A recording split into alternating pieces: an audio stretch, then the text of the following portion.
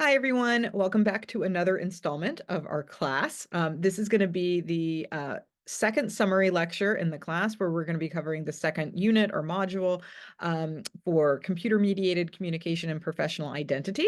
And this is going to be a summary of the different readings that you had for this segment on branding. Let me go ahead and pull up, share my screen. You know how this goes. I know you're probably like, well, why didn't you just start with it pulled up? And that would be a really good question that I do not have a good answer to. Hold on. This is so authentic, though. This is like what all of my in-person students have to deal with too. Okay, share screen. And here we go. Okay. I'm up here in the corner. Hopefully I won't get in anybody's way. Okay, so like I said, we're going to be talking about brands and branding of all different types of things. What I want to start off by talking about is what a brand is not. This is a common misconception. We often associate a brand with like the visual things that are associated with brands. So like a trademark or a symbol, some sort of logo. And, there's good reason for this. I have this cow down here with a little owie. I couldn't like bring myself to actually put a picture of an actual like branding, where they like sear the cow. It's fine. I'm sure the cows are fine, but it's just it's a little too graphic for what we're doing. So that's obviously where the terminology came from, right? We call something a brand because we do associate it with that stamp that goes on the cows and things. So I think that's why it's natural when we think about, somebody asks like, oh, what's McDonald's brand or what's Nike's brand? You say like, oh, Nike's brand is the swoosh. No, actually, that is just a symbol of the brand. That's just some sort of logo. And, logos can change, but brands can stay the same. So I have over here like all different types of, recognizable logos that we have for the brand. So if the brand isn't like those nonverbal or verbal symbols that we associate with a brand, what is it really? And this is what I want to sort of drive home. It's really just a perception. It is what a corporation or some sort of organization or a person, as we'll keep talking about, wants you to associate with. It could be a logo, it could be a product, it could be a service, right? But really, it's just some sort of perception in people's mind.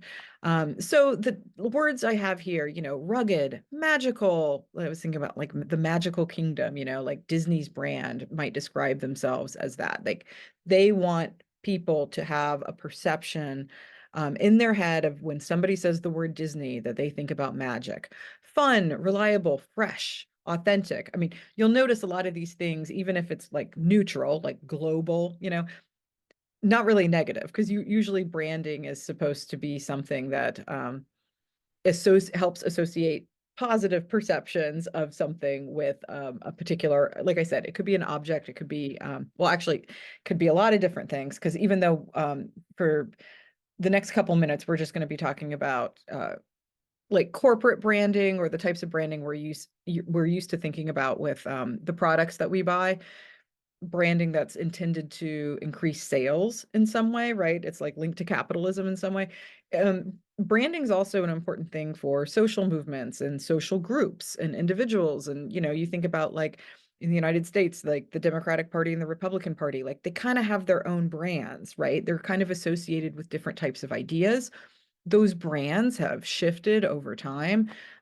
Like the Black Lives Matter movement has its own brand. And yes, again, I just want to say, like, of course, like logos and symbols are associated with these types of brands, if you will, too. But like the symbol is really just something that is supposed to prompt like those perceptions and feelings we have of whatever the product is or the organization. And again, like individuals have brands too, but that's for the rest of the talk here. Um, One thing that whenever I teach branding, I like to get into, because to me, honestly, I consider branding to be synonymous with not just any perception, but I think it's all about emotion. That said, there is a specific concept of emotional branding, which says that sort of like really the goal of any brand is to help people, help the public develop some emotional connection to the brand. Um, so it's not just that like, oh, I perceive, McDonald's as fun. It's that I actually have some sense of attachment to McDonald's, that I trust McDonald's, that I'm somehow bonded with McDonald's, which I know you're kind of like, I don't understand how that works, but if you ever get like warm feelings for a particular brand, maybe because it evokes some sort of sense of nostalgia, um, or think about how you would feel if there were some brands that were not around anymore, which you're like, well, yeah, we'd all get through it. I understand. But like most of us could think about how because they've had some sort of past experience or connection to a brand in the past, like there is some sort of attachment that might resemble even how we're attached to other people. And there's and I have down here trust, bonding, resonance, companionship, love. These are all specific words for this type of attachment that are mentioned in the article that is assigned for this unit. Um, but as that article shows, not all of those types of attachment are necessarily as effective at at informing people's decisions or making them want to purchase a particular brand. In this particular study, which, to be fair, I'm not going to lie to you, it was not methodologically the most impressive study I've ever seen, but I really liked how they explained what emotional branding is, and I did think that their finding was very interesting. That if you look here, you see that like actually even if you think it's kind of wild, like how would people like feel like they feel attached to a brand? It's not like a person, but a survey here shows that trust is actually something that a lot of people is a feeling a lot of people can identify with. And these are the different products they looked at: gasoline, beer, laundry detergent, instant coffee. Do you trust your instant coffee? I'll come back to that in a second. Um, Whereas, these other types of attachment, okay, bonding, resonance, which is, this idea of like sort of like I identify with the brand sort of like an extension of me. Companionship. How many of you would say that the gasoline, you feel like a sense of a companionship with the gasoline you use? Okay. Beer, might suggest some substance use issues, but okay. Uh, Laundry detergent, instant coffee, right. But, so one of my criticisms of the study, so I love these ideas, and I do understand that you're kind of like, that's kind of hard.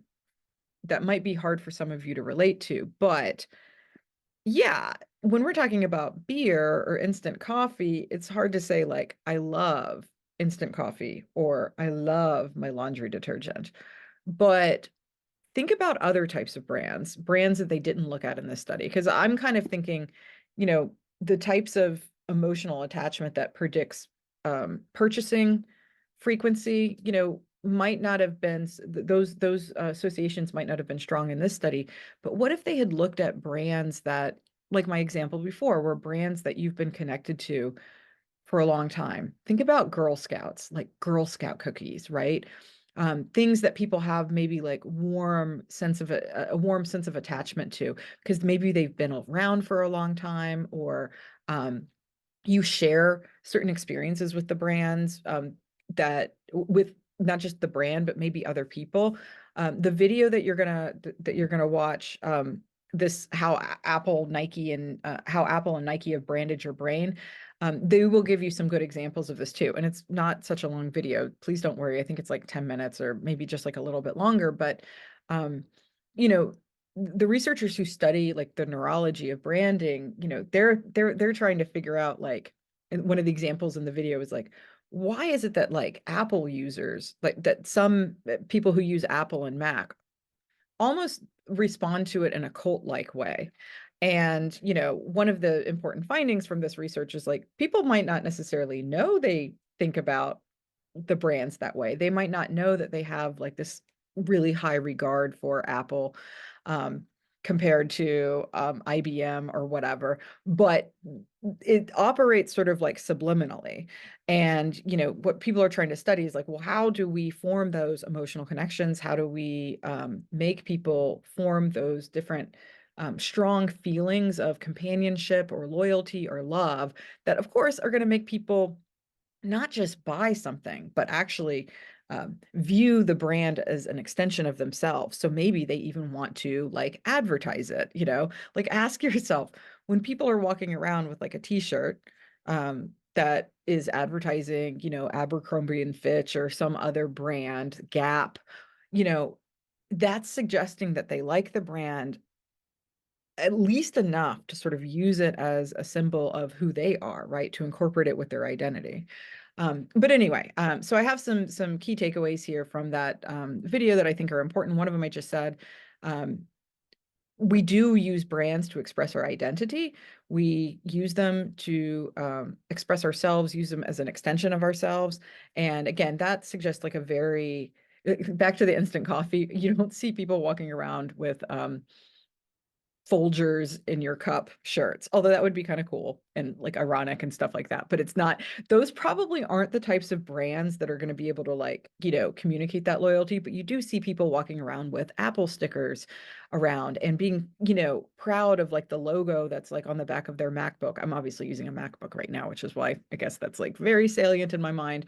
But you know, the idea that somebody would love a brand enough to actually advertise for it, but not with the interest of getting other people, you know, they're not working for the company. It's almost as if the company's working for them to help express their identity. Like that is that's evidence of a pretty powerful emotional connection. Also, you know, there's social norms and societal things going on there too. But yeah, that is to me evidence of emotional branding. And like I said, you know, a lot of this stuff is not things that people, a lot of this stuff is not rational. If you ask people about it, or even ask like why they even make certain purchasing decisions, they're not necessarily going to be able to articulate these sentiments that they feel. It's more of like a deep, if you it's a in more intuitive sense, intuitive feelings that they have about the brands. But also I just want to because this will like set us up for some self-branding stuff we're going to talk about, or personal branding. All of this is all of these deeper sense, like having a sense of companionship or resonance with a brand is definitely one way of looking at emotional branding. But on a more specific level, emotional branding can also just mean having an emotion that you attach with the brand, such that when you think of the brand, it makes you feel a certain emotion. It's kind of like a baseline, like association. So if you back to the McDonald's, if every time you see the golden arches, which again, symbol, not the brand, but if you see the golden arches and it makes you think about fun or childhood or, you know, some other sort of like impactful emotion, that's like another example of how emotional branding can work. So, but again, these aren't necessarily things that operate consciously. It's gut level. That's the word I was looking for. These are gut level responses that we have to the brands. So this is an example, and it might take me a second, that I like to use. I use this in my undergraduate classes too. It's an old commercial. Hold on, skip verification. Hold on. Oh, we're gonna have to like watch it. Live TV. But I'm also gonna and save $5 a month on YouTube TV. Let me just pause it, and then I think I have to switch my screen again. Let me see here. Get this YouTube video up.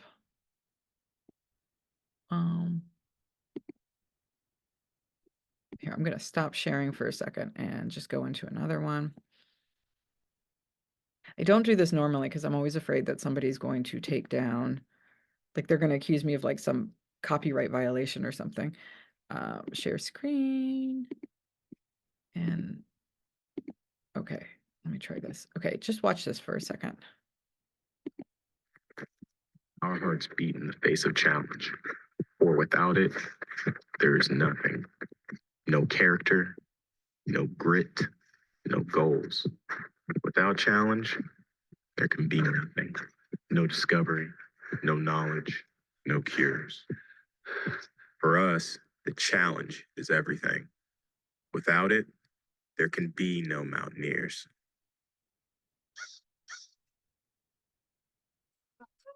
Oh, it's my favorite part.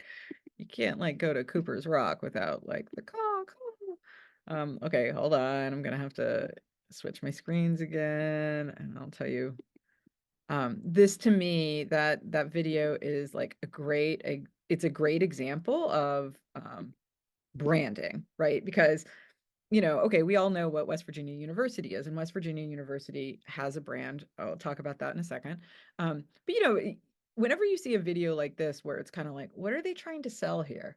You could say, oh, well, they're trying to sell I don't know, admission, which this was what, like probably like 2014. And obviously we haven't been successful at that. Or maybe they're trying to sell like research or something. And you're just kind of like, no, they're not trying to sell anything. Like they're not trying to get you to buy basketball tickets or anything like that, right? Because if they were, then it would be an advertisement that directs you to actually do something. This is the epitome of a branding video. What this commercial wants you to do is it wants you to feel something. It wants, when you see the flying WV, right? When you see the logo of West Virginia University, it wants you to associate these different words that were popping up on the screen with it. Challenge, grit, like whatever. It wants the viewers to sort of think about West Virginia as an adventure, as you know, mountaineer. I don't know. I mean, you can tell I'm not like great with my words right now. But this is like the hallmark of emotional branding because it's really not about it's not about directly selling you something. But the assumption is that if you form a sense of love or companionship with a brand, that when you're in an opportunity, when you have an opportunity to make a decision that will benefit the brand, you will, right? Um, so anyway, by the way, this is another thing I like to show in some of my other classes is if you go on YouTube and you type in generic branding video, there's a really hilarious video that just shows you like sort of generic stock footage that is that is used to make people associate different things with different types of brands, and it kind of makes fun of this whole concept, but you'll get it. You'll get the joke if you watch it. And it's only like 5 minutes. Again, I don't want to, like, I'm not trying to get my own videos taken down. Otherwise, I'd force you to watch it while you're going through this. But check it out. Again, generic branding video. And that is emotional branding at its best. So, okay. So, take a drink here. This is going to be like sort of the third chapter for this unit. And, well, actually, no, sorry. The second chapter um, for this unit is on personal branding. And this is exactly like what you would think of as branding for, let's say, commercial branding for us, right? It's trying to like the study of personal branding is the application of the same principles in terms of thinking about products as being able to sort of hold this brand that other people associate with it, and applying that to thinking like, well, we probably have brands too. Um, so to be clear, again, just like we did at the beginning, let's talk about like what personal branding's not. We in the last unit talked a lot about what your identity is and how you have different types of identities. Remember, we talked about role identity and social identity and personal identity. Um, Branding is not the same as who you are. It's not your identity. It's not um, who your true self is. It is, however, there's some similarities because obviously your identity is different from everybody else's. And your brand is also different from everybody else's. But branding is more about the impression of those things, the impression of yourself, the impression of your identity that others see. And even though it's, obvious, so it's kind of the brand is definitely in the eye of the beholder, right? Your identity is yours, and certainly other people make judgments about your identity and who you are, but at its core, right, this is something that is yours. Whereas branding, even though you work on your own brand and you try to cultivate your brand and what others see of you, it's really linked in others' impressions. I love this. I just found this in like some Google search, this Venn diagram. I think it is simple and it sums it up great. You've got how others see you, and then you've got how you see yourself. And maybe, how you see yourself is you've got like your identity in there, like that's yourself. But then your brand is like where those two things meet. So it's got a little of that. It is like you are actively trying to communicate to give people the impression of who you are in different types of ways. But that said, there may be things about yourself that you're communicating as part of your brand that you're not even aware of, that other people would be able to tell you about. And these are all things that you're going to do. We're going to do much more in depthly for the third unit. This is actually kind of like a preview of the exercises that I'm going to want you to do. You're going to be doing your own sort of like branding audit, where you can talk about these different types of things. So this is kind of just a preview.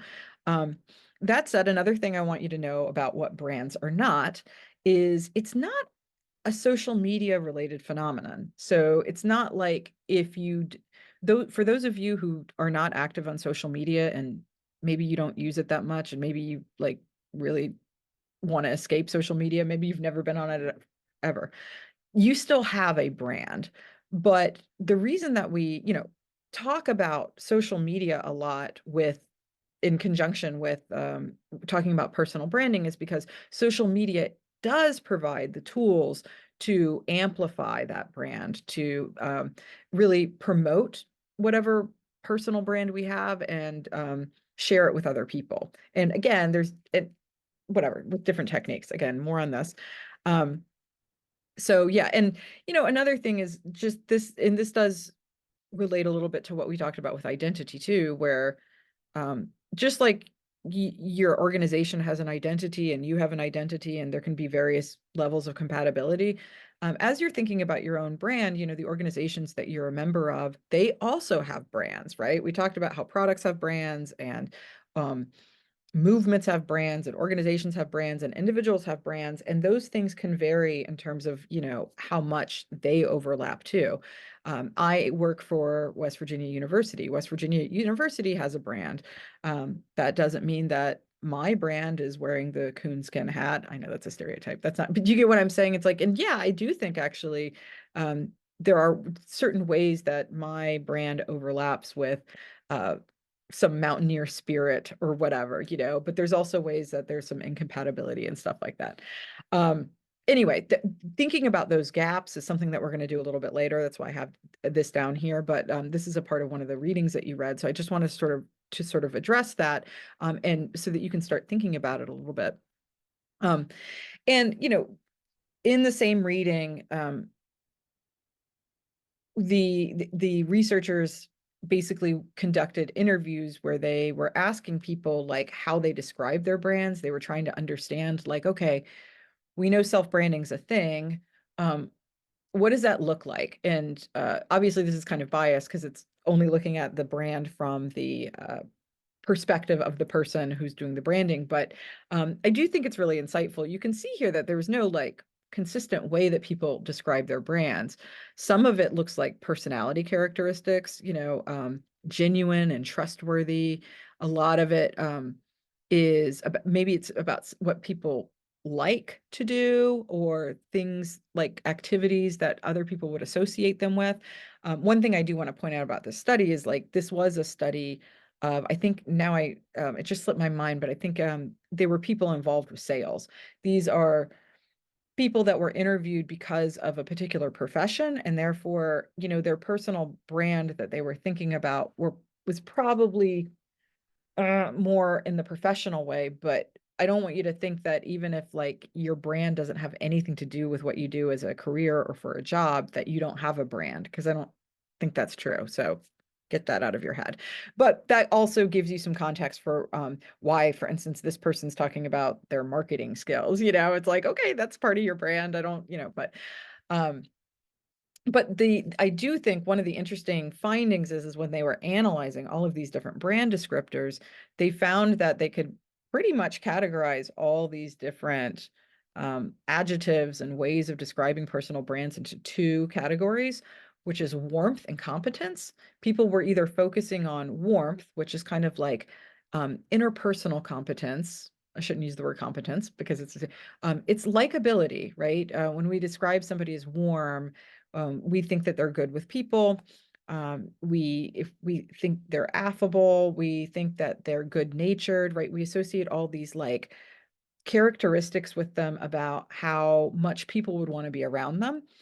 So people like to integrate that into their personal brand, different descriptors that describe that. And then competence, which is competence. It could be associated with intelligence and ability and skills. So these are more like um, competence descriptors would be things that describe how much somebody can be relied upon to do the job. Warmth is like how much somebody can be relied upon because they're a good human being. Does that make sense? But both of these things are predictors of how people categorize their personal brand. And just as sort of a side note, but you can Google more information if you want. The reason I really like this finding is because warmth and competence are two dimensions of how we judge other people.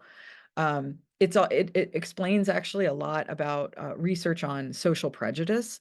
When we stereotype different groups of people, we there's a lot of research to suggest that how we think negatively about people is based on terms of thinking about them as either being too cold or if we think, for instance, like they are not warm, but they're highly competent, right? That will make us think that they are mean and out to get us. But if we stereotype them as being dumb, like we think that they're like very warm but low competent and things like that. So whatever. It's just I'll just summarize it by saying that warmth and competence are one of these things that show up in both interpersonal and intergroup communication literature quite a bit. So it's very interesting to me that people seem to have an intuitive understanding of that, such that when we are describing our own brand, we tend to talk about ourselves in terms of emphasizing values of warmth and competence, probably because, again, it's like something that underlies human connection in some way. So anyway, but that said, don't think that there's like a formula for branding. Like you can pick whatever descriptors. This was an analysis that was done of the words that people used after the fact. Um, let's see here. Let me see. Okay, and now, sorry, this is where I stumbled before. And this is so now for the computer mediated communication part of the class. Did you remember this was a class about computer mediated communication and professional identity? Well, okay, as I mentioned before, it would be a mistake to think that self-branding or personal branding is all about social media because that's not necessarily true. And we have brands that we're sort of like trying to give impressions, if you will, of ourselves that we're trying to convey to other people. But to be fair, one of the reasons that self-branding even became kind of a buzzword, the reasons that I think we talk about self-branding a lot more and that people are even interested in taking classes on it is because with the rise of social media, in the early 2000s, it kind of brought with it this idea that just like normal, ordinary, everyday users could sort of achieve fame and wealth by commodifying themselves as if they were a brand. So branding is something that celebrities have done for a long time. A good example of this is way before social media. Tom Hanks had a brand, right? If we had a class right now and I asked you, I'd be like, hey, what would you say Tom Hanks's brand is? You'd probably be like, average guy or, everyman. I don't know. I'm kind of being mean to him, but he's got a particular type of role. He has a certain persona, like in the celebrity world, like we associate different things with him. Marilyn Manson has Marilyn Manson's own brand, and you would use very different descriptors to describe him. So celebrities have understood for a long time that, the same principles that we use to brand products can be used to sell their image. And back to what was on the slide before, the reason that social media, I think, is really linked to self-branding is because what happened is once people realized that they too had a platform where they could publicize themselves, there started to become there started to be a lot more emphasis on us ordinary people having to really think about how we were marketing ourselves, even if we're not marketing ourselves in the same way that, you know, I do not want to say Marilyn Manson again. You know how I get like stuck in my head. Let's go back to Tom Hanks in the same way that Tom Hanks or Angelina Jolie has to market herself, right? Lady Gaga, whoever. Um, so anyway, I love these last readings that you have for this unit are all on this concept of social media celebrities or micro celebrities, people who have become a, putting air quotes around, celebrity uh, because of the branding practices that they have engaged in using social media platforms. They are famous, but the source of their fame has been on these, also, I'm going to use the word micro celebrity, uh, which you'll see on the next slide. And, your readings go into a lot of really so much interesting detail. I can't even, I got overwhelmed when I was putting together these PowerPoint slides because I wanted to talk about a lot of it, but I'm gonna get through this. And only talk about a few things, but one of the charts I really appreciated was how they're like, yeah, look at how fame has sort of changed with like different types of technologies. We used to have classic Hollywood big movie stars, and they were marketing for different purposes, trying to get different rewards, different types of capital. And their success was measured, for instance, by box office results or if they won an Oscar or something like that. And then, and you had like the TV celebrity, which I don't know if there's such a difference between TV ratings, box office results. Is basically right. How many people want to watch you? Um, but both of these types of fame, were based on some performance, or some I'm going to say talent, although we'll talk about that in a second when we talk about reality TV. Maybe talent isn't the right word. Um, but or how about this? It's sort of tied to their career. But these social media celebrities, really, it's just they are marketing themselves autonomously. It's not like they're trying to create a brand to sort of like capture like what their career does. It's like they're creating their own brand, right? Um, so back to like I said, micro celebrities is another terminology for the social media celebrities. I like this definition. There's a lot of definitions of micro celebrities out there, but the ones that you're reading gives is really vague, which I think is important. Oops, so sorry. People who carry out a set of practices to sustain a relationship with viewers. This means we can actually classify a lot of people as micro celebrities. They are micro because they are not like the big box office, they are not Tom Hanks celebrity, right? They're not even like a C-list, like reality show celebrity. Like they are micro. And yet, some of these micro celebrities, as I'm sure you know, if you follow any social media influencers, can actually have more followers than people that we would consider traditional celebrities, right? But really, this definition is all about like it's about the practice. They're engaging in certain branding practices and social media engagement practices that sort of defines their celebrity. They are a micro celebrity because of how they make themselves a celebrity.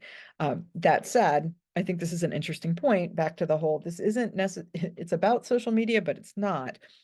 Your reading makes a really compelling argument, and this is in the COMMS article, that actually, though, it's funny because as social media was coming up, um, reality television was sort of like hitting its heyday too.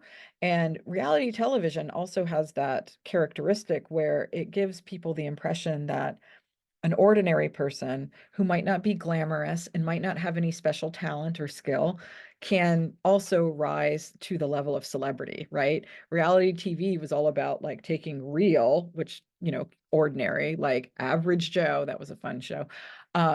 And think about Survivor, right? Like one of the first very, very popular reality television shows, which was just about taking people you've never heard of and putting them on an island so that we could watch them.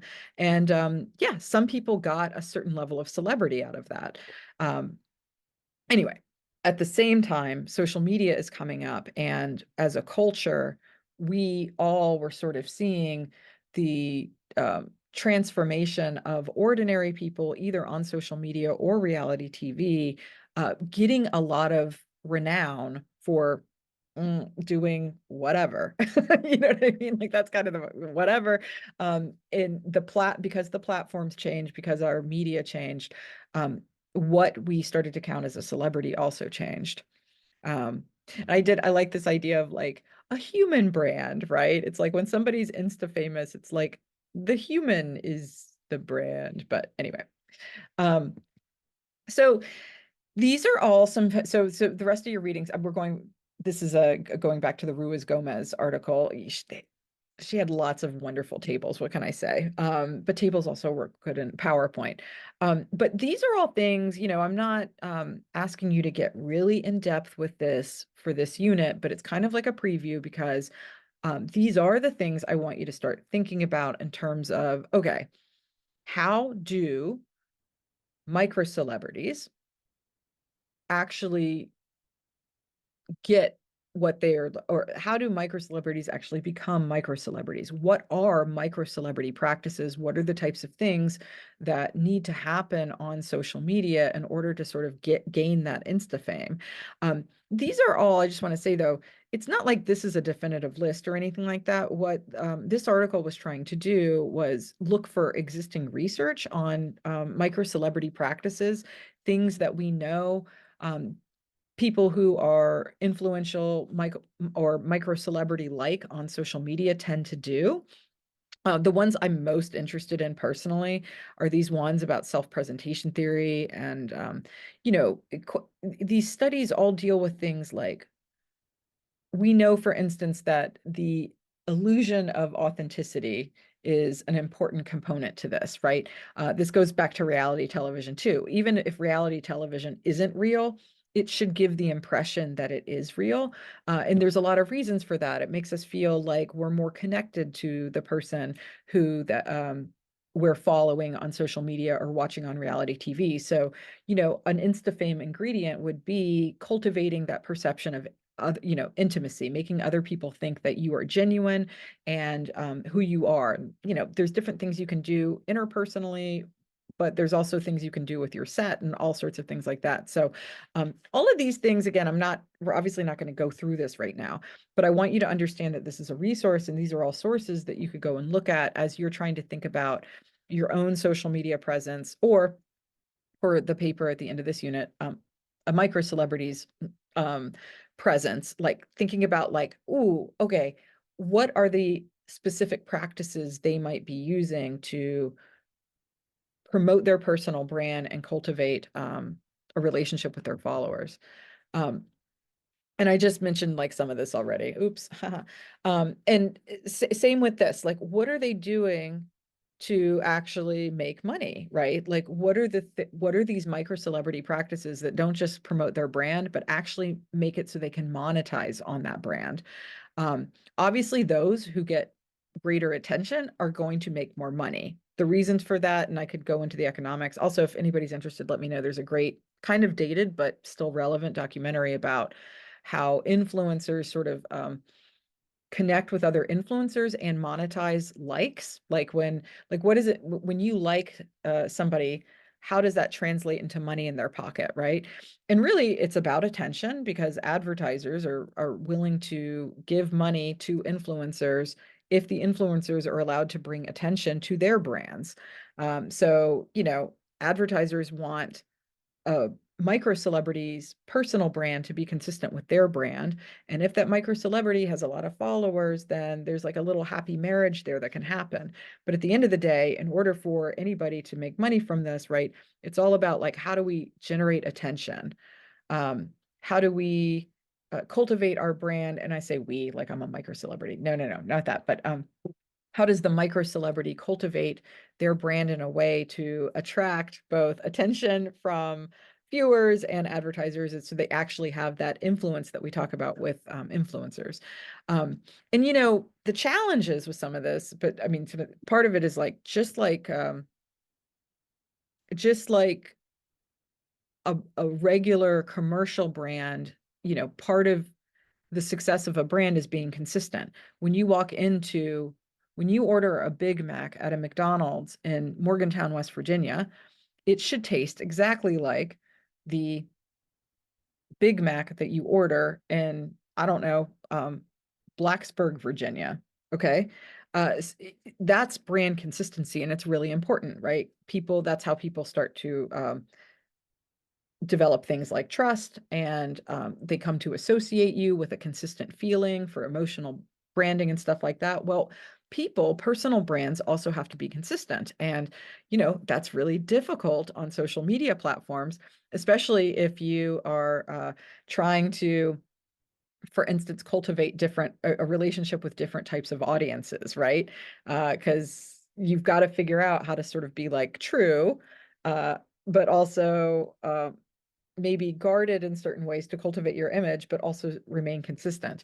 And then, as I mentioned before, authenticity is also a really important element of this, but it's kind of paradoxical, right? Because a lot of what we do to be authentic is staged.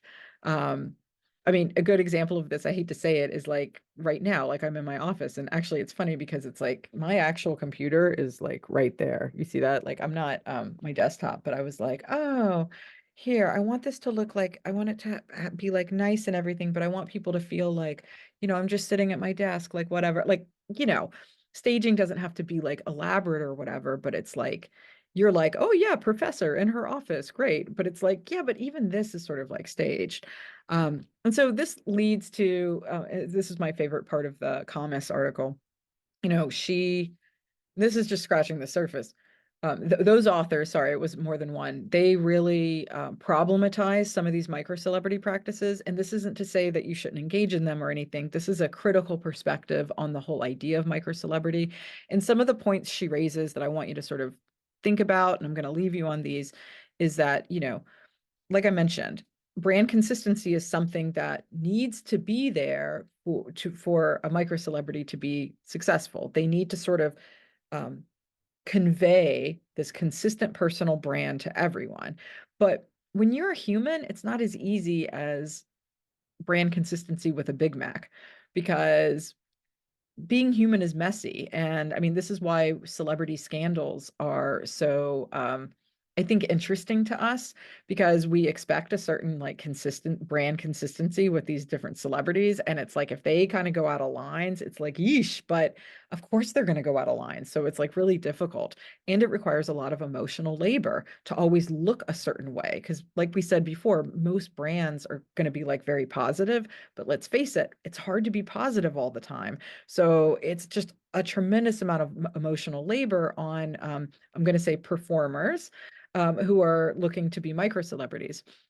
Um, Another big and I think valid criticism is like just the fact that as we go out into the social media world, we have to always sort of be aware of what people's impression is of us. It leads to this heightened consciousness of everyday life as a public performance. It's kind of like, when are we ever not performing, right? If we always sort of have eyeballs on us through this social media. And then I love this, a hovering sense that perhaps the unwatched life is invalid or insufficient. Like, and yeah, so we're always having people watch us in some ways, and we're always sort of performing. But then there's a sense that if we didn't, somehow maybe we're not doing it right, right? And that's a really sad thought. Although I have a little footnote for a positive spin on this. And oh shoot, this didn't come in. See, there's an article, just type in like micro celebrity and Clive Thompson. We're going to read something from him later in the semester.